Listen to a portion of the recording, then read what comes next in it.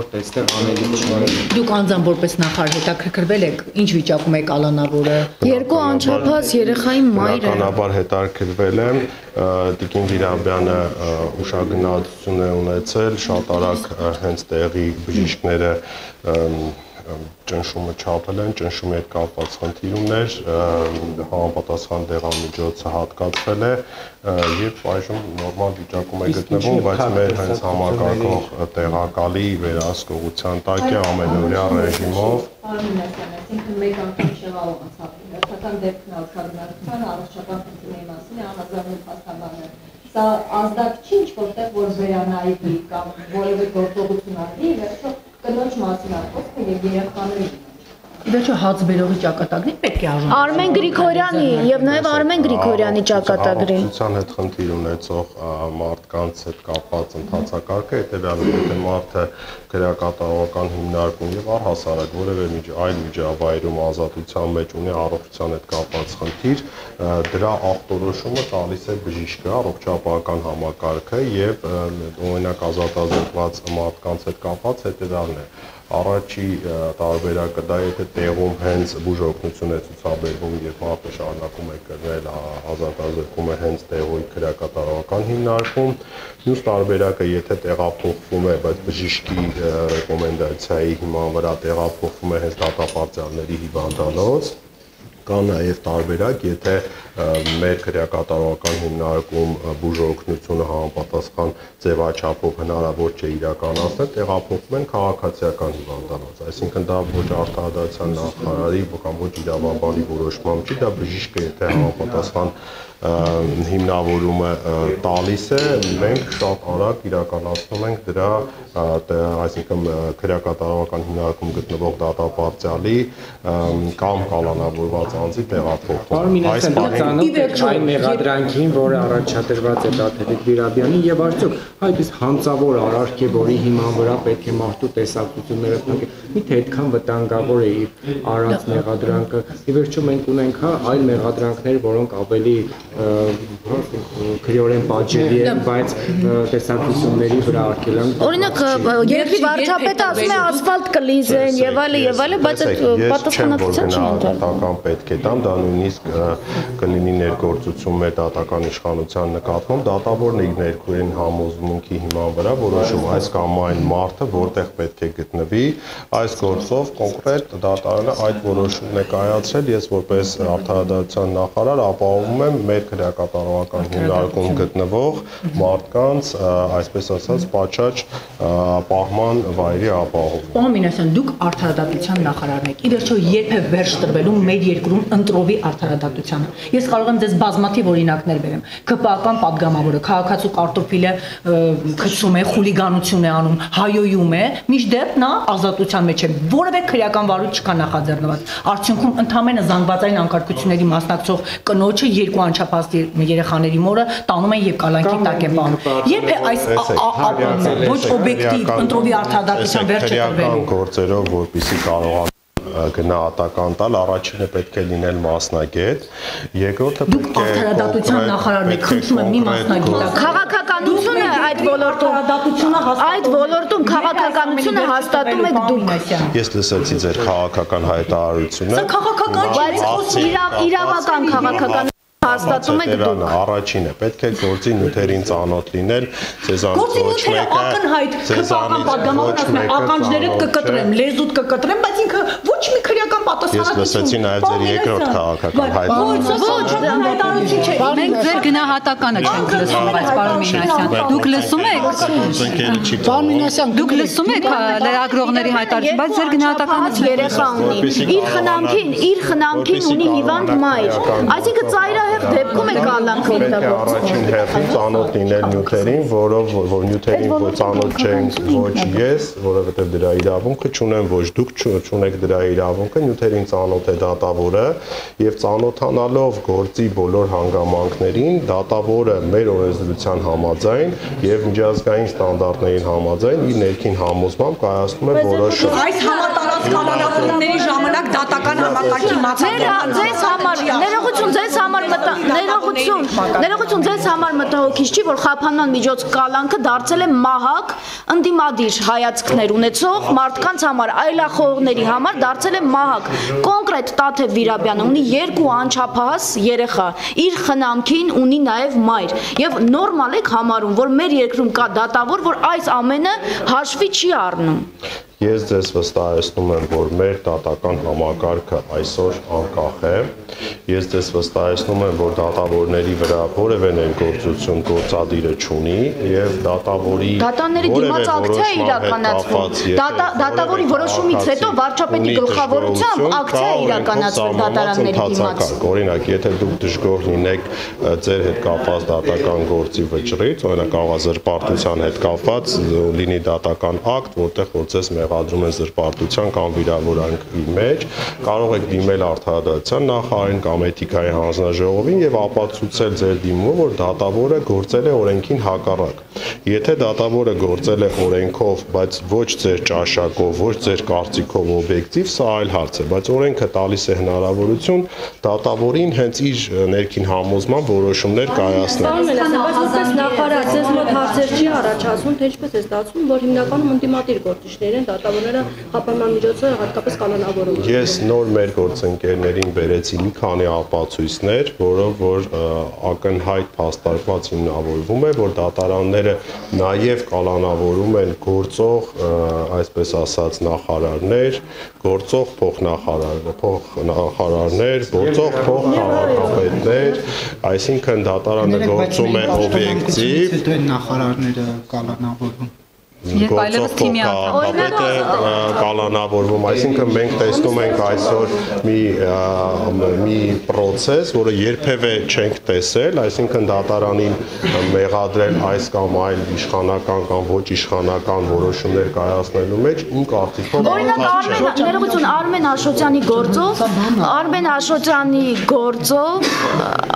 Աշոտյանի գործով տուժողի ներկայացուցիչը ասում է, որ ինքը չի հասկանում ինքը ինչու է դատարանի դահլիճում, ասում է որևէ պահանջ չունեմ, խնդրում է դատավորին, որ իրեն ինչ կարող եք ասել։ Ես կարող եմ ասել, որ մեր բազմաթիվ կոռուպցիոն գործերով կամ այլ քրեական հանցագործությունների շրջանակներում կարող են լինել խոսելուց առաջ եմ մտածել։ Պարոն լսում եք, բայց մեր գործընկերը արդեն իր գոլեգաների հետ էլ խնդիր ունի։ Աշոտյանի գործի հետ կապված խնդրում եմ շարունակել։ Որն է։ Եվ տուժողի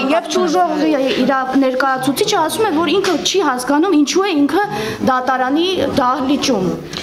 Ասում ես չեմ հասկանում։ Քննիչին ասել եմ, ինչու եմ այսպես։ Բազմաթիվ կոռուպցիոն գործերով, բազմաթիվ այլ քրեական հանցագործությունների շրջանակներում պաշտպանվող կողմը կարող է օգտագործել տարբեր պաշտպանական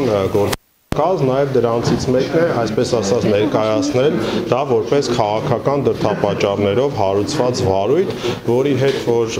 կարող են մարդիկ համաձայնվել, ես անձամբ համաձայն չեմ, քանի որ տեսնում եմ օբյեկտիվ վարույթներ, որտեղ որ քրեական վարույթ իրականացնող իրավապահ մեր գործընկերների համար բացարձակ կապ չունի այդ մարդը, որ քաղաքական բլոկից է, եւ պետք է հասնենք նրան եւ գնում ենք այդ ուղղությամբ, որ երբ մարդը կատարում է հանցագործություն, պետք է պատժվի անկախ նրանից, թե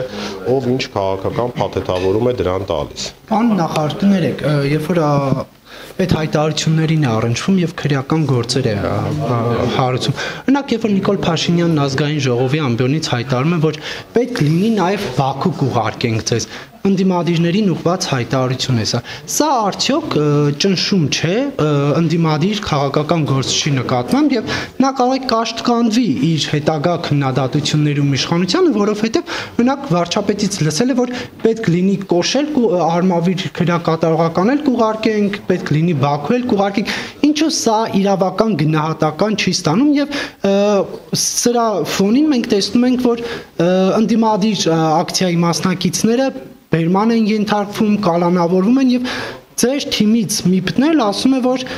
ցանկալի չէ, որ կալանքը լինի առաջնային կիրառման գործիք։ Դուք արդյոք այստեղ խտրականություն չեք տեսնում։ Ես տեսնում եմ մի հասարակություն եւ 2018 թվականից հետո մի երկիր, որտեղ մարդիկ հանգիստ, ազատ, քաղաքական հայտարարություններ են անում։ Ես տեսնում եմ մի հասարակություն, որտեղ որ լրագրողը կարող է վիրավորել կամ զրպարտել բարձրաստիճան պաշտոնական անձի եւ Ներողություն եմ խնդրում, ըստ էության կպատասխանեք իմ հարցին։ Եվ բարձրաստիճան պաշտոնատար անձը քաղաքացի շրջանակներում է իր իրավունքները վերականգնում ու դա նորմալ պրոցես է։ Նիկոլ Փաշինյանի հայտարարության հետ կապված ըստ էության պատասխանել։ Որևէ քաղաքական գործիչ այսօր Հայաստանում չի կարող մտահոգվել իր նկատմամբ, այսպես ասած, բռնությամբ, որովհետև ինքը գիտի, որ հանկարծ եթե նման մտահոգություն ունենա, շատ հանգիստ կարող է դիմել իրավապահներին կամ եթե կա տեղ վիրավորանք կամ զրպարտություն, քաղաքացի շրջանակներում պաշտպանել իր իրավունքները եւ ամենանույնիսկ բարձրաստիճան պաշտոնյաները այսօր մեր երկրում դատարանի որոշմամբ սանկցիայի են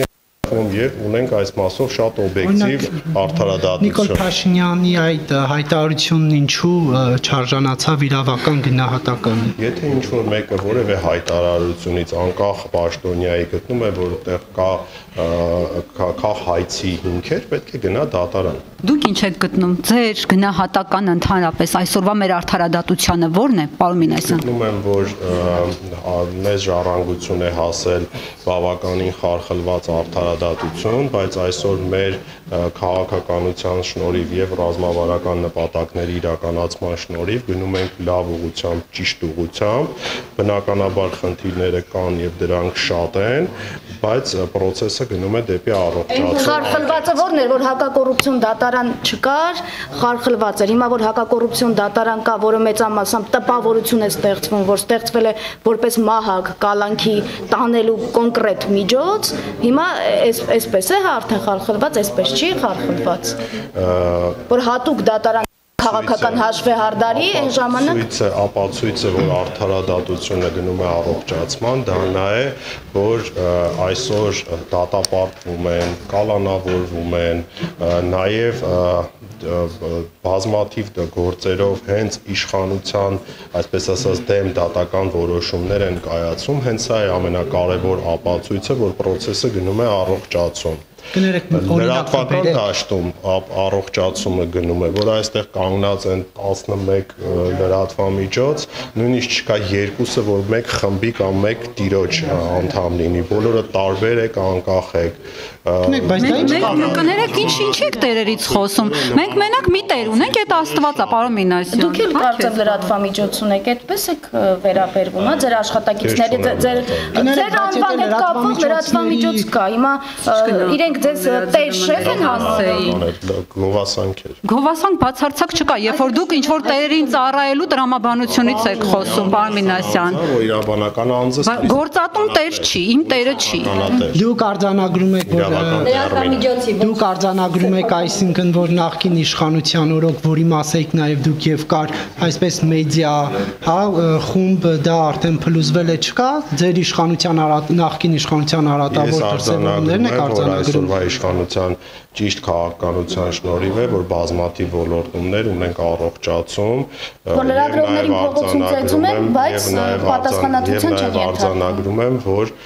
կան բազմաթիվ խնդիրներ, բայց յուրաքանչյուր երամսյակ, օրինակ ես իմ ոլորտում արձանագրում եմ, թե ինչքան լավ բան է արվում, բայց նաև ինչքան նոր խնդիրներ են իհայտ գալիս։ Լրագրողին սպառնում են, հա, նաև այստեղ իրավական գնահատականի չի արժանանում։ Չեն գտնում, ով պարզ երևացել է, երթին բազմաթիվ մարդիկ են։ Հարվածը ոստիկանին չեն գտնում։ Հարցը ո՞րն է։ Դե հիմա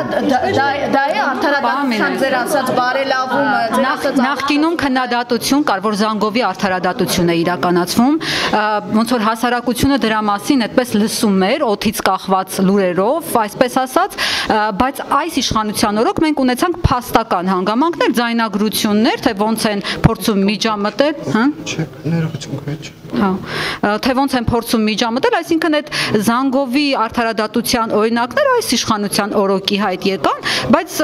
դուք խոսում եք ինչ-որ փայլուն արդարադատության մասին, դուք արդարադատություն եք իրականացում, թե իմիտացիա եք ստեղծում, որ արդարադատություն եք իրականացում։ Ես չեմ խոսում փայլուն արդարադատության մասին, ես խոսում եմ արդարադատության ոլորտի զարգացման մասին, որտեղ որ նաև արձանագրում եմ, որ կան բազմաթիվ խնդիրներ,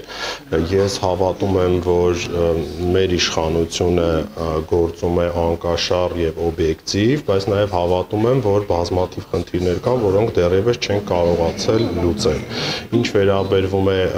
Զանգովի արդարադատություն կոչվածին, ես կարող եմ վստահեցնել, որ որևէ գործադիր իշխանության ներկայացուցիչ որևէ ձևով նույնիսկ հնարավորություն չունի ներազդել դատական process-ներին եւ դրա ապացույցն է հենց նա,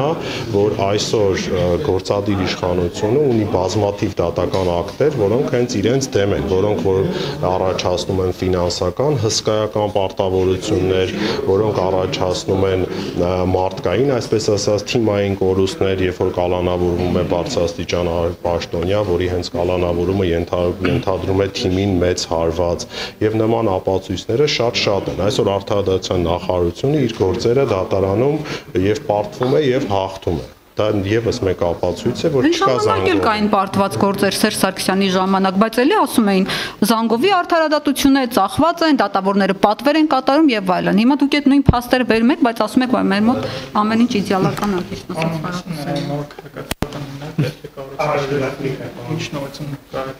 ասած։ Կատարողական հիմնարկով բավականին նորմալ տեմպերով առաջ են գնում, տարվա սկզբին հայտարարվել էր մրցույթ նախագծահաշվարկային եւ արդեն ունենք հաղթող ընկերություն, ում հետ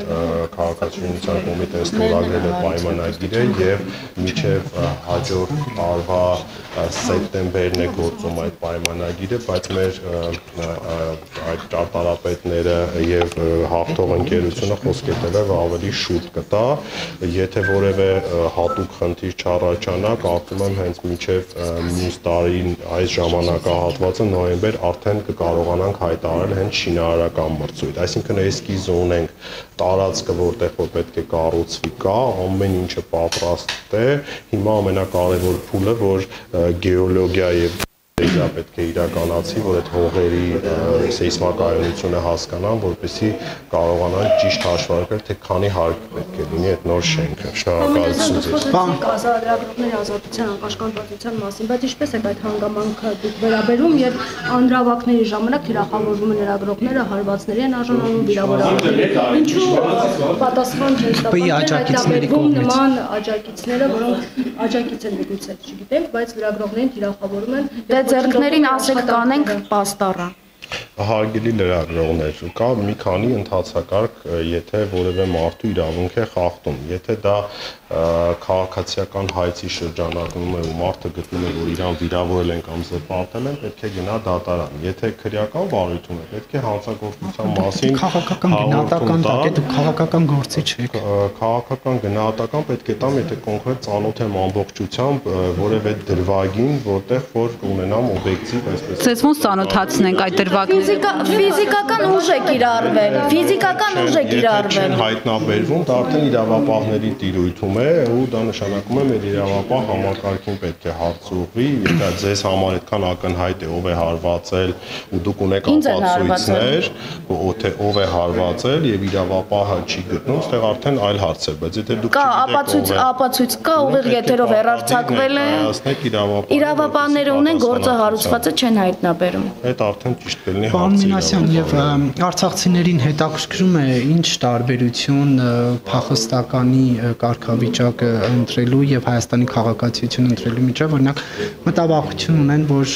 քաղաքացիության դեպքում զրկվելու են աջակցություններից եւ ապրոստի միջոց չեք ունեն։ Կարող եք դուք մանրամասնել։ Նախ ամենակարևոր որոշումը, որ կառավարությունը անցած 5 շաբթի կայացրեց, դա դե ֆակտո իրավիճակի ամրագրումներ իրավաբանորեն, այսինքն շատրվեց մեր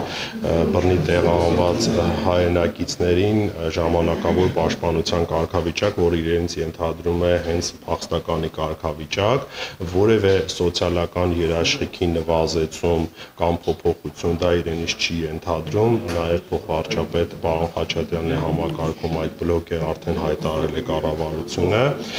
իսկ ինչ վերաբերվում է ինչի է պետք դա անել, դա իրականում այն ինչ որ կա մենք ամրագրում ենք եւ նաև դա մեծ լծակներ է տալի կառավարությանը միջազգային մեր գործընկերների հետ շփումներով եւ նաեւ համապատասխան միջազգային դատարաններում հայցապահանջներ պատրաստելով հենց այդ կարգավիճակով առաջնորդվել, նաեւ ես անձամբ եւ մեր թիմը բազմաթիվ հասարակական կազմակերպությունների, որոնք ներկայացնում են հենց մեր բռնի տեղահանված հայրենակիցներին, ովքեր իրենց էին ներկայացնում, հենց իրենք են խնդրում, որպեսզի այդ կարգավիճակի հարցը հստակեցվի, բայց որևէ սոցիալական երաշխիքի վրա բացասական դա չի Եթե քաղաքացիությունն էլ, հա, ընդունել Հայաստան։ Հիմա կա նաև